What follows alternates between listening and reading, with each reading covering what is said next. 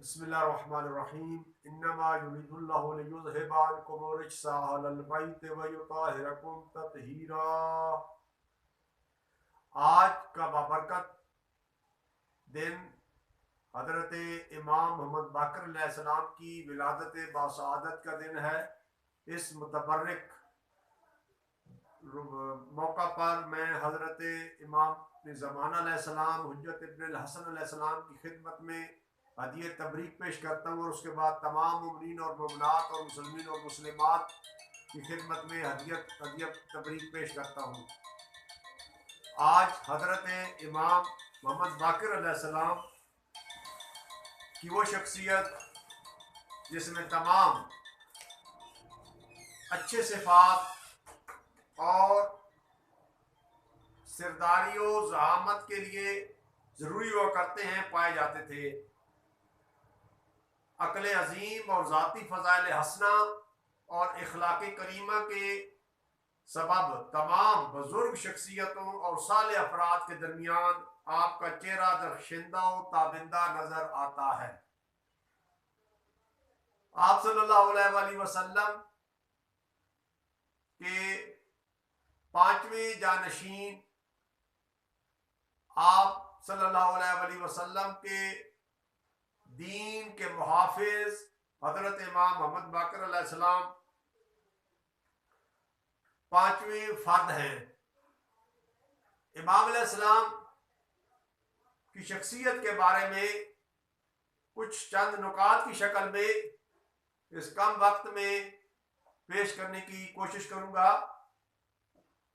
Number ایک، حضرت امام محمد باقر علیہ السلام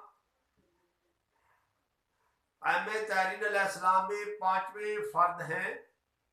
نمبر دو، امام علیہ السلام امام محمد باقر علیہ السلام کمال و بلندی کی ترقی کا ذریعہ بنے، یعنی فکری، عقیدتی، علمی، عملی، اخلاقی، سماجی، معاشرتی سعادت مندی کے آپ اپنے دور میں علمدار تھے۔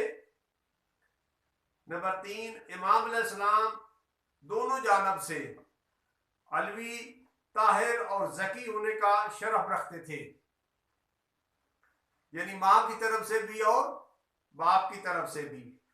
نمبر چار، آپ علیہ السلام نے ابتدائی چند سال امام حسین علیہ السلام کی زیر سایہ زندگی گزاری، اور کم سنی سے لے کر جوانی تک اپنے والد بزرگوار امام زین العابدین علیہ السلام کے زیر سایہ کمال عروج تک پہنچے۔ آپ علیہ السلام کے والد گرامی علی ابن الحسین علیہ السلام ایسے بزرگ رہنما تھے جو اپنے زمانے میں زین العابدین، سید الساجدین، قدوۃ الزاہدین، سراج الدنیا اور جمال الدین کے القاب سے یاد کیے جاتے تھے۔ امام محمد باقر علیہ السلام نے اپنے ان عظیم والد سے علوم و معارف کی تعلیم حاصل کی، اور پھر اتنی ترقی کی کہ تمام علوم کی انتہا کو پہنچے، بلکہ علوم کے موجد کہلائے، جیسا کہ اس کی گواہی خود رسول اللہ صلی اللہ علیہ وآلہ وسلم دے کر گئے کہ آپ صلی اللہ علیہ وآلہ وسلم نے انہیں، یعنی حضرت امام محمد باقر علیہ السلام کا لقب یہ کہہ کر دیا کہ امام باقر علیہ السلام علم کو شگافتہ یعنی کھولنے والے ہوں گے، اور آپ کی ولادت کی خبر رسول اللہ صلی اللہ علیہ وآلہ وسلم نے مسلمانوں کو دی۔ آپ صلی اللہ علیہ وآلہ وسلم نے اپنے صحابی کو آپ صلی اللہ علیہ وآلہ وسلم کو آپ تک سلام پہنچانے کے لیے کہا۔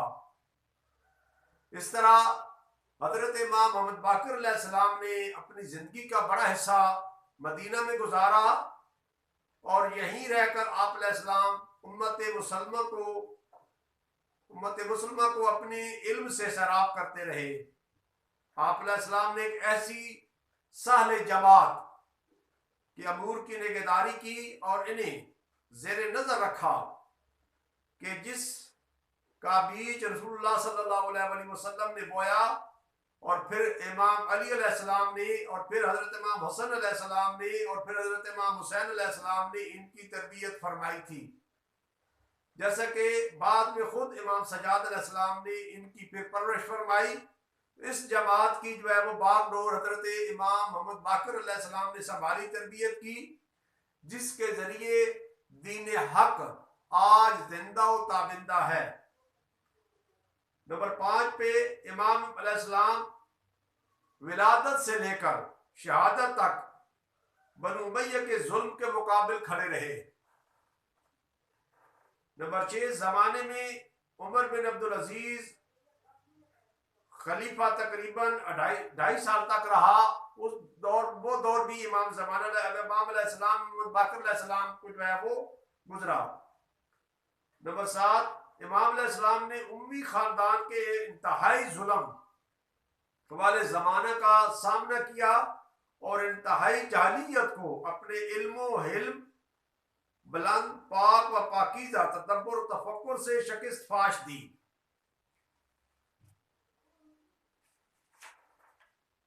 نمبر 8 پہ اس دور میں آپ علیہ السلام کی عظمت اور کمال کی کوئی مثال نہیں ملتی تھی، کیونکہ آپ علیہ السلام نے تمام مظالم پر صبر کیا. اس طرح آپ کو بڑی تعداد میں فقہاء، علماء اور مفسرین کی تربیت کرنے کا موقع ملا. یعنی آپ کے صبر اور بردباری، علم اور حلم اور آپ کی شخصیت کا کردار تھا کہ اس ظلم و جور اور بربریت کے دور میں بھی امام علیہ السلام کو، افراد کو جب حق تلاش کرنا تھا تو امام محمد باقر علیہ السلام کے در پر جھکنا پڑا، بڑے بڑے اس دور کے علماء کو بھی. نمبر 9 اس وقت جبکہ مختلف اسلامی ممالک سے مسلمان آپ کی طرف رجوع کر رہے تھے اور آپ کے فضل و کرم کو دیکھ کر اتنے آپ کے نزدیک ہو گئے تھے کہ جس کی کوئی مثال نہیں ملتی، اور امام علیہ السلام نے اس سے وقت کا فائدہ اٹھاتے ہوئے ان کی تربیت کی اور علمی مراکز قائم کیے. نمبر 10 آپ علیہ السلام اسلامی امت کی حالات و تبدیلیوں سے الگ تھلگ نہیں رہے تھے اور لا تعلق بھی نہیں رہے تھے، بلکہ لوگوں میں بیداری، آگاہی پیدا کرنے، لہذا انہیں عزت و فضیلت عطا کرنے میں مثبت کردار ادا کیا.